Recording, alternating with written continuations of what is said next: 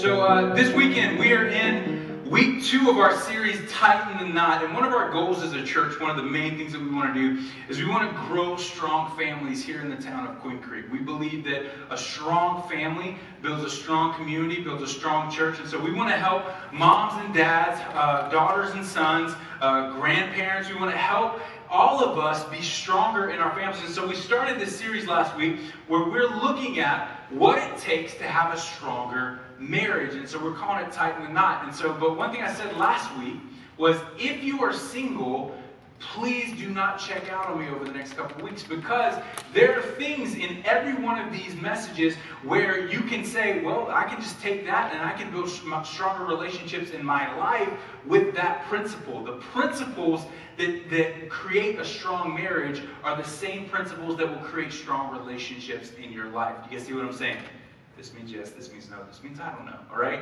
Yes, it means the same thing. So the principles that we bring into our marriage are going to create strong relationships. So if you're single here, just go ahead and listen, jot some notes down, think about how this can affect you, how you can take these ideas and put them into your relationships. If you're looking for a spouse, right?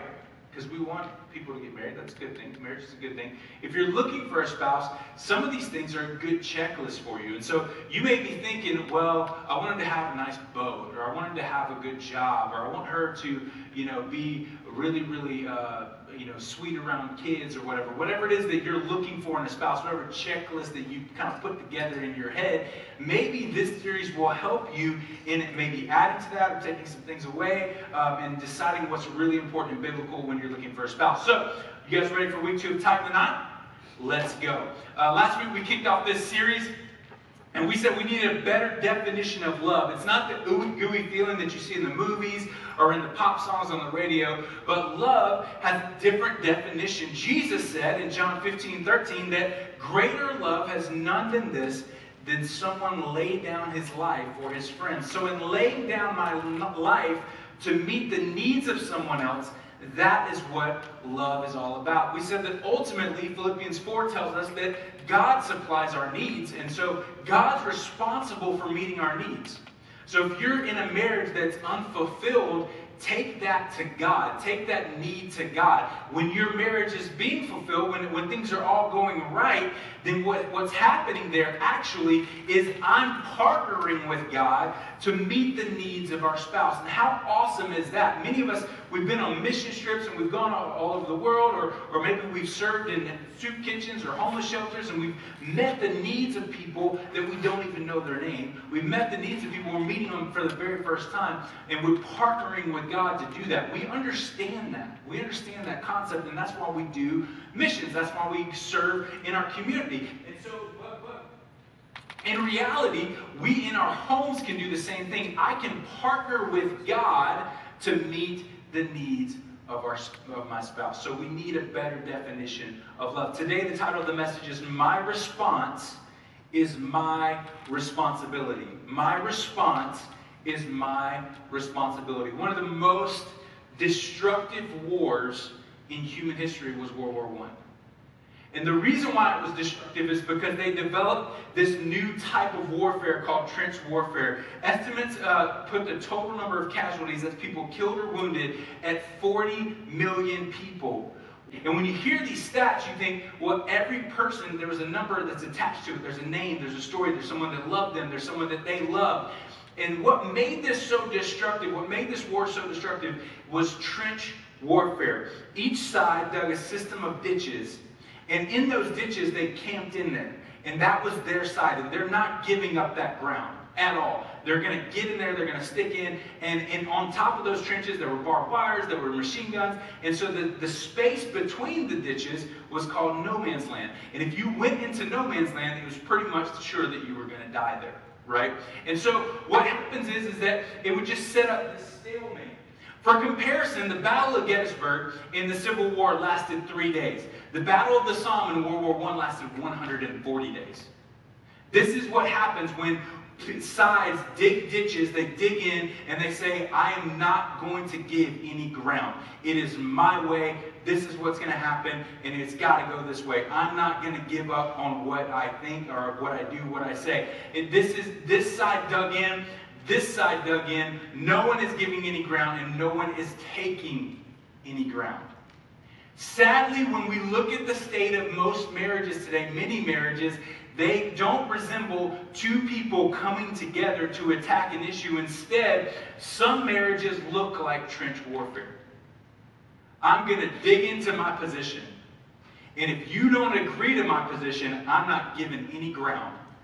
And because this person decides to live like this person decides to live like this, there creates this no man's land of nothing is happening, nothing healthy is happening, people aren't coming together. And it's destructive to marriage. It's destructive when it has to be my way. When Liz and I, we got married, and I had been married a couple years, and I learned a trick, and I'm going to teach you that trick this morning, right? I'm a pretty black and white dude. Like there's a right way to do things, and there's a wrong way to do things. And here's the problem with black and white people, and some of you guys are black and white people, right? If there's a right way and a wrong way to do things, then I have an opinion of what the right way is, right? And so what happens with black and white people when they're in a relationship with someone else is there's my way of doing things, and then there's the wrong way of doing things, right? That's what happens. Is people, they get caught in this idea of there's a black and white, there's my way or the highway, there's my way or the wrong way. And so if there was any disagreement, it ended up being trench warfare. It ended up being we're digging into our positions and we're not going to give any ground. But I learned something. If I stopped for a second trying to defend my position, and I just listened to what she was saying, and I understood her perspective, and I actually tried to hear her, I needed to stop. I needed to hear what she had to say. But in the whole time, I knew that I was right? Because there's a right way and wrong way. There's my way. That's what I knew inside of me. And so what I had to learn was I had to learn how to genuinely apologize, genuinely humble myself in the situation, genuinely listen to what she's having to say, even though I thought that I was right. And so many of us, when we're approaching relationships, the idea is that I have to be right. How is it even possible that I can humble myself and apologize and still be right? The way that you do this is you prioritize the need for her or for him, for your spouse, over the need to be right. You can still have a point of view. You can still have a way to think that this is the way that we need to go. This is the direction we need to go. And here's the perspective that I'm seeing. I'm not saying just bend over and lay down and just decide that life is going to be what it is and let someone else walk all over you. That's not what I'm saying. You can still have a point of view, but when we prioritize the relationship over our point of view, then we can learn to build some middle ground. We take away the trench warfare of it. And so I had to learn how to apologize, how to humble myself, how to listen to her even when I thought I was right. Winning an argument is no longer winning for my point of view. Instead, it became about us coming together and getting on the same side to attack the issue. The health of your marriage requires that you be unified. You got to get and stay on the same team. No marriage will ever be successful if it's set up like trench warfare. We have to be unified. So the question is, what is unity? What is unity? If we need to be unified, then we have to know what unity is. So is unity agreement? Is it just simply agreeing with someone else? No, it's not. It can't be.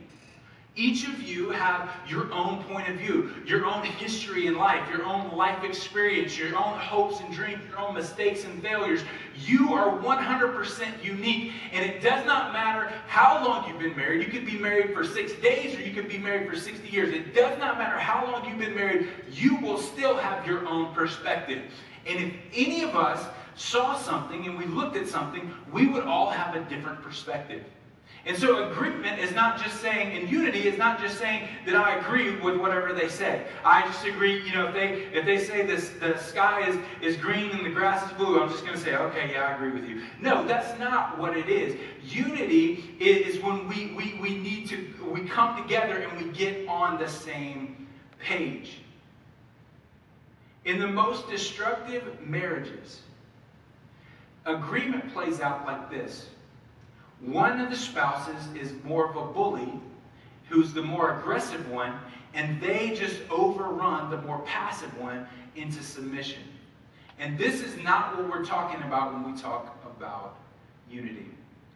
This week I had to get an eye exam, and I didn't have glasses until I was 32 years old, guys. 32 years old, right? How is that possible? I have without getting weird, I have a astigmatism that just made it happen later in my adult life, right? And so I had to get glasses, and I remember going to the doctor the very first time to get the glasses. We were, before that, I was at home watching DirecTV, right? They have the little channel menu of all the stuff that's coming up, and I was just flipping through, and I told Liz, I was like, Liz, we need to get a new TV. She goes, no, we don't. And I said, no, we need to get a new TV. Look how blurry that TV is. And she goes, Jeff, that TV's not blurry. Go get your eyes checked, right? And so I went to go get my eyes checked. First time seeing the doctor to get my eyes checked, and the doctor did my exam, and I told her, I was like, I've never had glasses before. This is my first time doing it, and I'm coming in, just talking to her and stuff. And she stops in mid-sentence, she goes, did you drive yourself here? And I said, yes. And she goes, okay, get home, don't do that again, right? I was blind, right? And so, anyway, I had to go get another eye exam this week. And there's all this expensive equipment in the room. There's all these screens and computers and just different things, lenses that they pull over your face, and all this crazy stuff that's happening in the room, right? But one of the most important pieces of equipment in the eye exam room is a black-looking plastic spoon thing. Do you guys know what I'm talking about? You guys had an eye exam? The little black plastic spoon. And what it is basically that you're looking at the screen where it tells you what the numbers are, and they're trying to see how blind you are. And what you'll do is you'll hold your hand, or you'll hold your spoon over one eye, and you'll read it with this eye. And then she'll say, okay, we got it dialed in, now switch. So then you hold it over this eye, and you see what this says, right? And it's different. My prescription's not the same. This eye's different than this eye. Most people are like that, right? Most people, your eyes are different. They work together for you to have a clear vision for life. Not the same, but they work together. And as I was praying and getting ready for this message, I thought about how marriage is really like that. Marriage is really like that. So I'm not expecting my wife to have the same point of view, the same view of the world that I am. That's not the type of agreement that we're going to have. And some of you guys, you may think, man, we disagree on things, we must be in trouble. You disagree on things because you're human. It's what you do in that disagreement that either determines the health of your relationship or the destructiveness of your relationship. And so what I learned when I was doing my eye exam is I have my right side of that I see clearly, that when I covered it up with the little black thing, covered this up, now I'm getting everything dialed in on this side. Then she's like, switch. Well, immediately when she switched, I couldn't see anything out of this eye because it's different. I couldn't see anything. But as she dialed this in, now when I pulled the thing away, and now I'm looking at the board from both eyes, now I see everything clearly. When we're talking about unity in marriage, it's about coming together. It's when all perspectives, left side and right side, his side and her side, are genuinely heard, then both sides come together and find the best way to move forward. Unity takes into account all of his wisdom and his skill and his experience, and all of her wisdom and her skill and her experience. And when we disagree, because of course we are, we're going to hear each other out, and we're going to try to come together. Sometimes I need to take a back seat even when I think I'm right.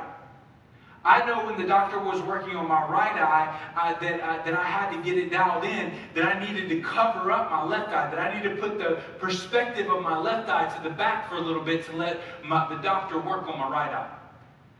And for some of our marriages, we're so self-centered and we're so self-consumed that we don't ever take the time to sit back and say, you know what, maybe I need to hear out what that other person is saying. Maybe I need to see things from their perspective a little bit. Maybe I need to listen for a little bit. Maybe I need to take my perspective and maybe I need to cover it up for a second to get something healthy going on. Or maybe God's doing something in them.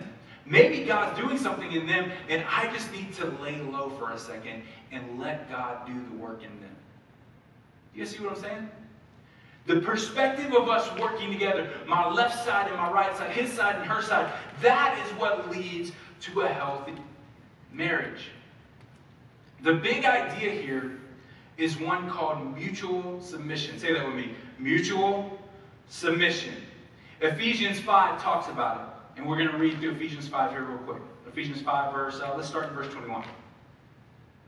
Submitting to one another out of reverence for Christ.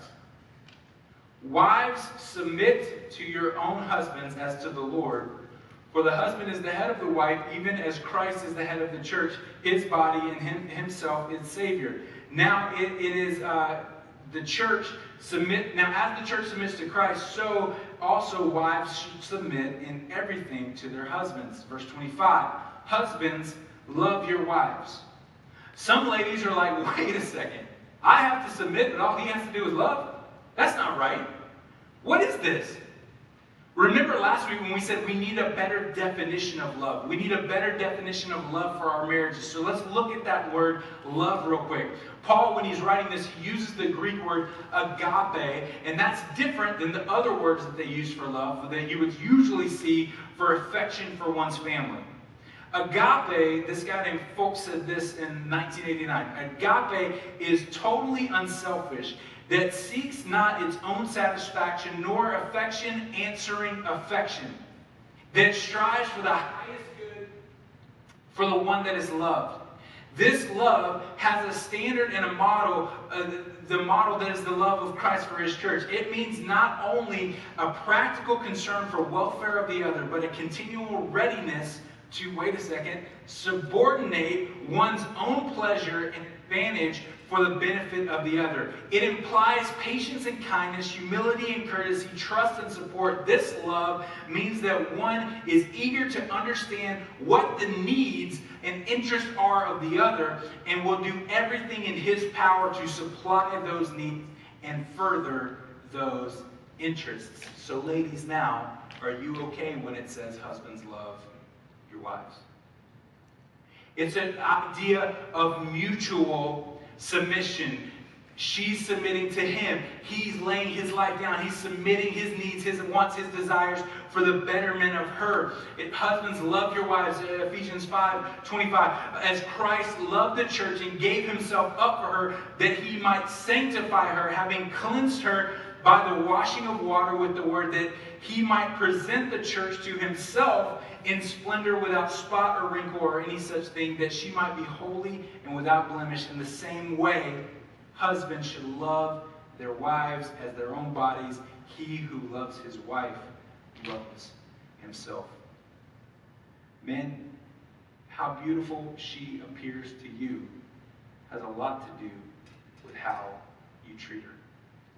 If you want a beautiful wife, sacrificially love her. Paul tells wives to submit and honor their husband. He tells husbands to sacrificially lay down their lives for their wives. In both cases, we see submission. Therefore, the strength of a marriage is in the capacity that we have for submission to each other. The strength of our marriage comes from the capacity that we have to submit to each other. If you want to be prideful and arrogant and combative and demand your own way and be spoiled and be lazy and be selfish, you cannot have a strong marriage. Notice none of these things have anything to do with the posture or the attitude of your spouse. Well, if she just listened to me, or if he wasn't so stubborn. No, it's about your posture and your attitude and what you're bringing into the marriage. So what's more important to you? That you win the argument or that you're winning in your marriage? We've got to stop the trench warfare. You've got to notice when it's happening in your home. You've got to notice when it's happening in your life. When a situation arises in life, your response is your contribution to that situation. Think about it. When a situation arises, when a bill comes up that you didn't know about, right? You didn't know about it. You didn't make a contribution to that, right? So what happens is now we have this issue that's here. It's sitting here, and we got to deal with it, right? My response is now my contribution to whatever that issue is. And so I can either throw, we got this flame, we have this bonfire sitting in the middle of our house of an issue that we're having to deal with. I can either throw water on that by my response, or I can throw gas on that. It's my choice. It's my choice. And so we have to decide that I want to win at marriage. I don't need to win an argument. I don't need to blame the other person. I don't need to come out making it where it's not my fault. It doesn't matter. Whose fault it is doesn't matter. Whose responsibility it is at that point, it doesn't matter. What matters is that we come together for the betterment of the marriage. That's what matters. Am I throwing gas on the situation, or am I throwing water? To win at marriage, we have to submit. Therefore, my response in every situation is my responsibility. You're still going to argue. You're still going to disagree. You're still going to have your own points of view. You're two different eyes looking at things differently in the same household, right? You're still going to have different things. But when you look at it this way, when you look at it how Paul is, when you operate under mutual submission, it changes the way that you argue. My mother-in-law, she lived with us for a long time in my marriage, and as Liz and I figured this stuff out and praying through it, and God shaping us and molding us into having being the type of husband and wife that we needed to be. My mother-in-law one day, she was sitting on our couch in our living room. We have one of those where the kitchen and the dining room and the living room is all connected, right? Most of our houses are built like that now. And so my mother-in-law was sitting in the living room, and Liz and I were arguing about something. I don't even remember, just disagreeing. And all of a sudden, my mother-in-law, sitting on the couch, chimes in, and she never has a problem with that. If you met her, you know. She never has a problem with just chiming in. And she goes, she stops us mid-sentence. She goes, "Y'all fight weird." And she goes, "You're like disagreeing with each other, but you're smiling at each other the whole time. Like, what is that? Who does that?" Just totally making it weird. Like, what is it that we're doing? Why is it that we're doing that? And I realized that yes, we may argue, and we may be passionate about our point of view. However, we can smile at each other because we're more passionate about each other. This is how mutual submission plays out. And I would love to tell you that I nail it every time and never say or do anything stupid, but I do it all the time. All the time.